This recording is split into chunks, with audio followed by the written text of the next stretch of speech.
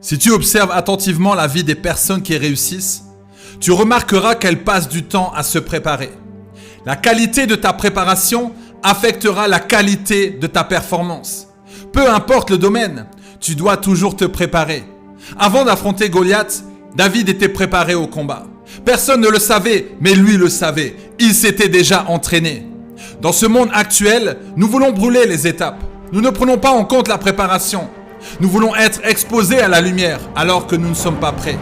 Les personnes qui se préparent pour leur destinée provoquent les circonstances au lieu de se contenter de les subir.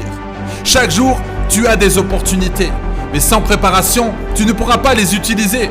Tu ne pourras pas les voir d'ailleurs, car tu n'es pas prêt à les recevoir. La préparation mentale t'aidera à les saisir. Tu ne dois pas les poursuivre, mais les attirer. Plus tu deviens fort mentalement, plus tu vas attirer les personnes qui sont alignées avec ton niveau de maturité. Si les portes ne sont pas encore ouvertes, c'est peut-être que tu n'es pas prêt à conserver cette bénédiction. Tu dois encore travailler sur ton caractère. D'ailleurs, comment vas-tu travailler sur ton caractère? Comment vas-tu travailler ton caractère? Pour être préparé de façon efficace, il faut être dans un endroit calme. Un endroit pour réfléchir, loin du bruit, loin des réseaux, loin de toute distraction. Parfois, il est bon d'être seul. La préparation se fait dans le secret et dans le silence. Apprécie le silence. Le silence nous effraie. Le silence nous ennuie. Le silence nous panique souvent plus que le bruit. Tu travailles dur en silence et ensuite, tu vas impacter le monde. Tout le monde veut réussir. Tout le monde va avoir le succès. Mais nous ne sommes pas prêts à mettre de côté la distraction.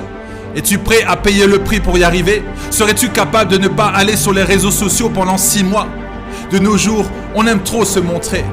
Pourrais-tu te mettre à part pendant des mois, rien que pour te préparer, rien que pour apprendre, rien que pour réfléchir, rien que pour te concentrer?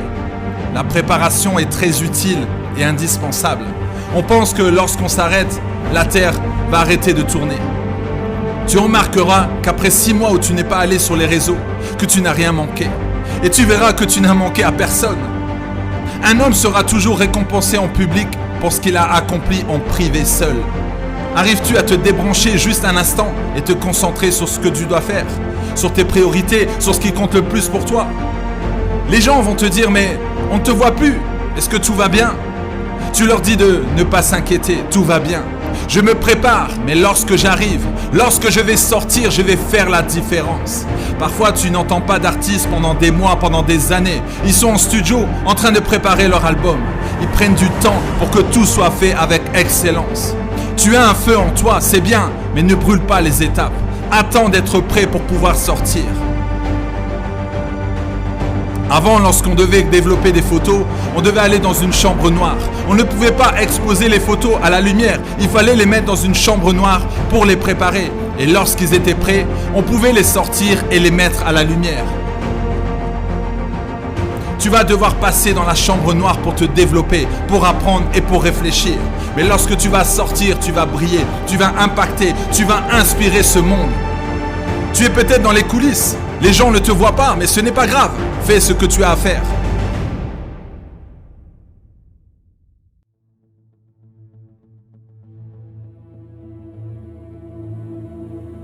Les gens pensent que c'est fini pour toi. Et ce qu'ils ne savent pas, c'est que tu te prépares à revenir. Alors continue et ne t'arrête pas. Passe par le processus dans la chambre noire qui va te préparer, qui va t'équiper pour les prochaines étapes, celles de ta destinée.